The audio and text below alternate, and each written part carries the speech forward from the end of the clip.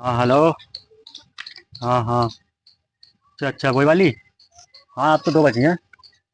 भैंस है तो ऐसी है यार कि इतना इतना दूध देंगी तुम्हें कि मिला देंगी भैंस दूध में तुम्हें। यार यार चलो अभी उससे बात करूँगा जरा। एक बार यार गिरा।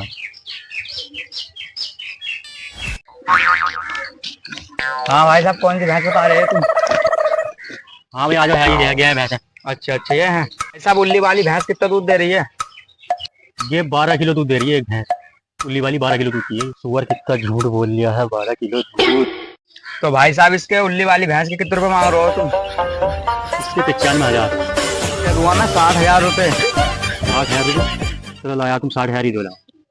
भैंस खुलवा दो और किसी को भेज दियो मेरे साथ पैसे लेने। चलो भैंस खुलवा लो, पैसे दे दी कोई बात कहीं मार उठ ना दे दे। नहीं। मैं पिलवाऊंगी तुझे, मुझसे अभी रुक जा। कैसी भैंस है ये तुम्हारी? ये ऐसी है कि तो 3 हाथ होती है दूध।